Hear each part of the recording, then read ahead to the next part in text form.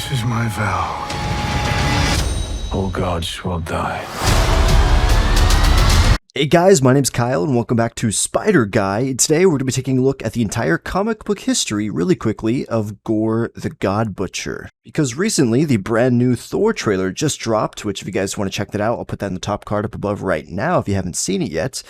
But they show off Gorr the God Butcher as the main antagonist for the film. So most people, if they're not familiar with comics, probably don't know who Gorr is, so let's take a quick dive into his history and tell some stories. So, Gorr the God Butcher was born on a planet with no name, almost every day on the brink of starvation. He was taught to trust in the gods, but they never answered his prayers. At an early age, his mother and father died, leaving Gorr to fend for himself in the harsh environment.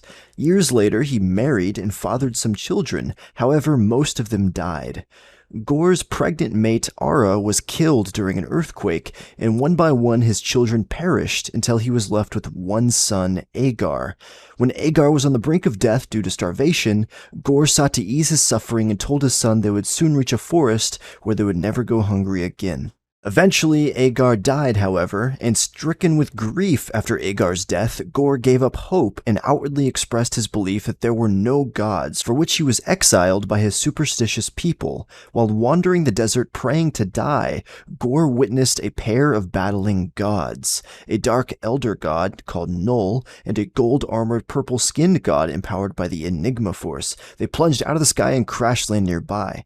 Shocked by the realization that gods did exist, Gorr was enraged when the gold-armored god begged for help. The dark god's sword transforming into an amorphous mass of living darkness and bonding to him.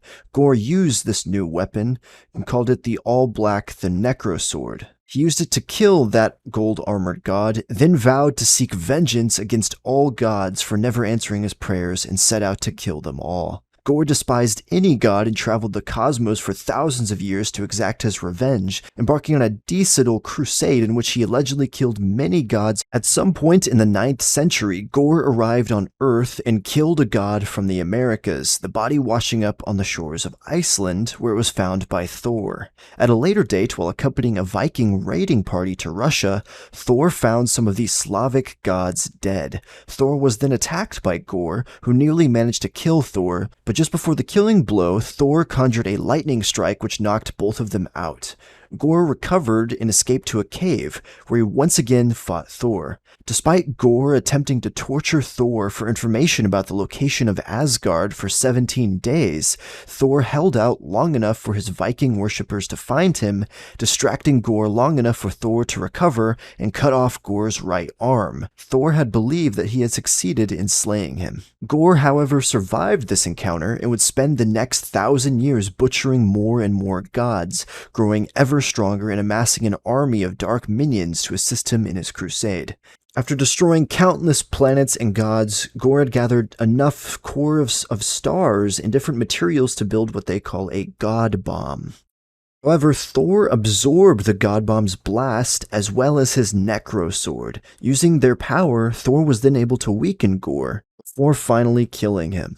And some other notes is that even after death, Gorr had managed to leave his mark permanently on the Thor of Earth 1616, as Gorr's philosophy was responsible for Thor becoming unworthy and being unable to lift Mjolnir. And that's the oversimplified version of Gorr's backstory. So maybe this will give us some insight into the movie, and this is just to let you guys know about Gorr, who he is, and why he's going to be the antagonist for this film. He simply wants to eradicate all gods. Thank you guys for tuning in. If you guys enjoy content like this, be sure to smash that like button and subscribe for more Marvel news, updates, and leaks coming in the near future. But thank you guys for tuning in, and I'll catch you guys next time. Peace out.